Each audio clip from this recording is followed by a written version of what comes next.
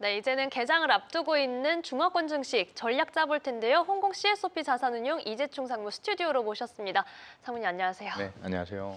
오늘 또 중요한 날에 이렇게 모시게 됐습니다. 바로 FOMC를 마무리하고 난 오전에 이렇게 뵙게 됐는데 지금 연준의 이런 금리 인하 결정 어느 정도 예상하기도 했지만 중화권 시장에는 또 어떻게 영향을 미치게 될지 이 부분도 궁금해요. 우선 글로벌 증시 전체에 긍정적인 영향이고요. 당연히 아시안 에쿼티에도 굉장히 영향이 좋을 텐데 사실 뭐 호주나 아니면 일본 선물 시장도 굉장히 많이 올랐고요. 네. 장 시작 전에. 그래서 한국 시장도 오르고 출발해서 중국, 홍콩 특히 더 영향을 많이 받을 것 같고 중국 본토 좋은 영향 좋게 증시 시작할 것 같고요.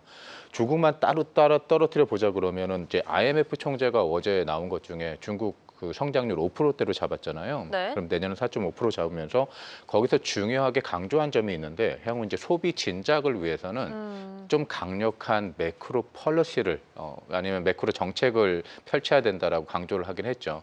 근데 이제 우리가 얘기하는 경제에서 매크로 폴리시의 가장 중요한 거는 네. 통화 정책이고 재정 정책이잖아요. 재정 정책은 뭐 중국이 알아서 하겠고 통화 정책 같은 경우에 미국과 금리 차이가 좁아졌다는 거는 그러니까 사실 중국이 중진국 수준을 유지하기 위해서는 위안화 절상, 아니면 위안화의 어느 정도 수준을 유지해야 되는데 미국 달러가 약세가 되면 인덱스 차이로 위안화가 절상이 되죠. 그쵸. 이런 측면에서 금리 인하를 한 번 정도는 더 할 수 있는 여지가 생기지 않았을까. 그래서 PBOC가 인민은행이 금리 인하 여지를 생기는 이런 측면에서도 좋고요. 그래서 저는 평균적으로 말해서 굉장히 긍정적으로 보고 있습니다. 인민은행에서도 금리 인하를 좀 더 할 수 있는 그런 여지가 생긴 상황, 긍정적으로 분석을 좀 해주셨습니다. 자, 한편으로는 상무님이 최근에 좀 네. 의미 있는 세미나를 진행하셨다는 소식을 네. 제가 접했는데 이게 지금 한국 증시에 대한 관심도도 계속돼서 반영이 되는 건지 어떤 내용이에요? 우선 지난주 금요일이었거든요. 거기서 이제 온라인 증권사라고 푸트 위블이라는 영어 이름이 있는데 네, 저희 다룬 적 있어요. 들어보셨죠? 네. 그 어떻게 보면 위치 같은 경우에는 한국의 토스 증권 정도라고 보시면 되거든요. 비슷하죠. 네. 근데 온라인 증권사에서 이례적으로 홍콩 그 코즈웨이 베이가 센트럴 섬에 있는 쇼핑 지역이거든요. 네. 거기서 그 굉장히 큰 쇼핑스타 맞은편에 엄청나게 비싼 렌트비를 주는 장소에 어떻게 보면 오프라인 그 지점을 만들었더라고요. 거기서 홍콩의 고액 자산가들을 대상으로 한국 주식에 대한 세미나를 했죠. 요청은 위블증권에서 저희한테 들어왔고요. 네. 한국에서 전문가들을 초빙해달라고. 한 45명에서 50명 정도의 고액 자산가가 왔는데 그 자산가들의 수준이 한국 고액 자산가 수준하고는 다르더라고요. 그래요? 저희가 그 자산가들을 선정할 때 그럼 저희가 상장한 SK 하이닉스 두 네. 배짜리 들어온 거를 저희가 500억으로 잡았거든요. 그러니까 네. 한 분이 500억 이상 되신 분들만 해서 선정하겠다. 아. 근데 나중에 그런 분들이 많이 없어서 근데 몇 분이 있어가지고 네. 그 기준이 이제 100억으로 내려가긴 했었는데 우와. 그렇다는 얘기는 한 종목에 그 정도로 들어올 굉장한 그 어떤 그쵸. 자산가들이죠.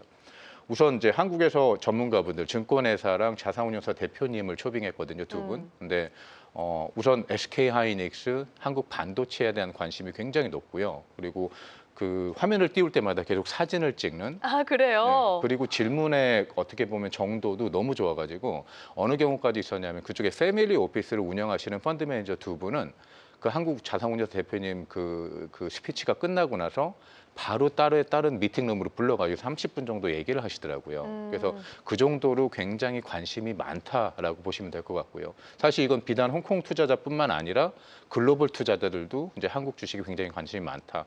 어제 또 MSCI 이머징 마켓, MSCI 코리아 인덱스 같은 네. 경우에는 올라졌잖아요. 그렇다는 얘기는 투자자들이 더 들어와서 설정이 많이 늘어난 거죠. 그게 오늘 증시에 또 반영될 거라고 보고 있고요. 그래서 차라리 국내 투자자들보다 해외 투자자들이 일본이 밸류업으로 했던 그 올랐던 그러니까 잃어버린 20년을 한국이 다시 한번 잃어버린 15년을 찾지 않을까라는 이런 정도의 관심을 갖고 있다라고 보시면 될 것 같습니다. 와, 어제도 사실 코스피가 전반적으로 대형주들이 좀 내리는 가운데 그래도 외국인들이 강하게 콜이 들어왔던 게 이제 SK 하이닉스였는데 역시나 지금 현지에서도 관심이 뜨겁다는 점, 이 세미나 위치부터 해서 배경을 머릿속에 그려주시니까 좀 시사하는 바가 많이 와닿기도 합니다. 역시나 관심이 뜨겁다는 부분 저희가 확인을 할 수가 있었고, 자, 한편 저희가 아까 이제 FOMC도 긍정적인 영향으로 정리를 해주셨는데 오늘 조금 이제 걱정을 하게 되는 거는 오라클의 실적 발표에서 네. 오라클이 또 한 번 좀 성적표에 아쉬움을 남기게 되고 애프터마켓 급락을 하다 보니까 AI와 관련된 투심을 좀 다시 한번 찬물이 끼얹지 않을까 이런 우려도 나오는 것 같아요. 이에 대한 영향력은 좀 어떻게 보고 계세요? 우선 M7으로 대변되는 미국의 AI 관련 종목들 굉장히 많이 올랐죠. 그쵸. 엔비디아 그 대장주고요. 그래가지고 그거에 대한 고평가 논란은 제 생각엔 계속 지속될 거라고 보고 있습니다. 이제 그러나 다만 이제 그 미국에서 금리 인하를 하면서 네. 재정 완화 정책, 그러니까 유동성이 조금 공급이 되면서 전반적으로 투자 환경은 좋아질 거거든요. 그래서 미국 S&P 500으로 대변되고 M7으로 지속적인 상승은 있을 거라고 보고 있고요. 그 사이에서 일부 종목들이 실적에 대한 우려가 제기되면서 아니면 굉장한 캐펙스 투자에 대한 효율성, 그쵸. 내가 이만큼을 투자했는데 이게 과연 그럼 실적으로 왔느냐, 개별 종목마다 그런 의문들이 제기될 때라고 이제 조정을 받을 거라고 생각하고 있고요. 다만 AI 버블이 꺼질 것이다.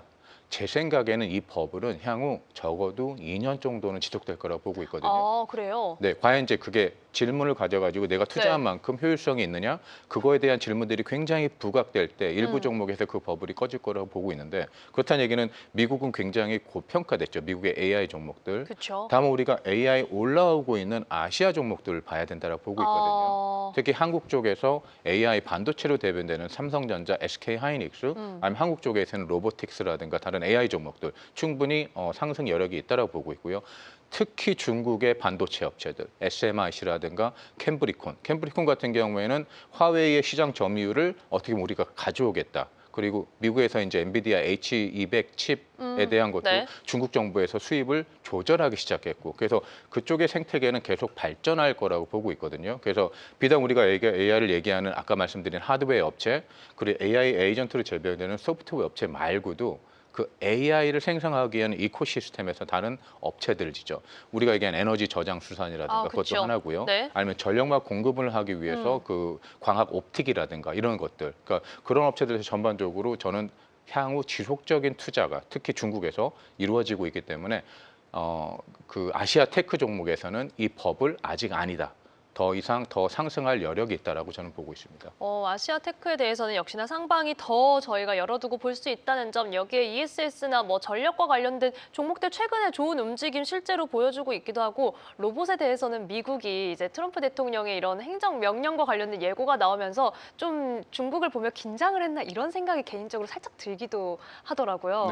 네, 그런 부분들도 좀 로보틱스 같은 경우에는 사실 옥석가리가 굉장히 중요한 섹터라고 보고 있고요. 지금 비디오에서는 맞아요. 막 그 중국에 있는 네. 로보틱스 CEO 업체가 쿵푸를 하면서 맞는 모습이라든가 이런 것들이 어떻게 보면 약간 과장된 모습을 보여주고 있죠. 사실 기업이 투자를 받아가지고 주가가 상승하기 위해서는 영업 실적으로 보여주는 게 분기별로 발표되는 게 가장 필요하죠. 좋은 거라고 보고 있는데 네. 지금은 약간 어떻게 보면 좀 더 보여주기 이런 식으로 보여주고 있기 때문에 섹터로는 충분히 가능하다고 보고 있고요. 왜냐하면 로보틱스 네. 같은 경우에는 물리적 AI가 구현되는 어떻게 보면 그 섹터라고 보고 있어서 이제 우리가 얘기하는 그 라지 랭귀지 모델을 하는 생성형 AI에서 물리적 AI로 진화할 때 로보틱스가 그 분야 중에 하나라고 보고 있거든요. 그래서 이게 범용 로봇부터 시작해서 아니면 휴머노이드 로봇까지 충분히 발전이 가능한데 다만 이제 개별 개별 종목으로 기업은 들어가기에는 어렵다. 쉽지 않을까 생각하고 있습니다. 그렇죠. 지금 거대 언어 모델에서 이제는 물리 AI로 넘어오는 단계에서 저희가 섹터로는 좀 이렇게 눈여겨볼 수 있다. 다만 옥석가리기는 필요하다라는 이야기 해주셨으니까요.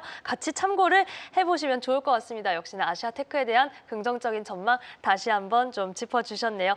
자, 오늘 말씀은 여기까지 네. 듣겠습니다. 홍콩 CSOP 자산운용 이재충 상무님과 함께했습니다. 고맙습니다. 네, 감사합니다.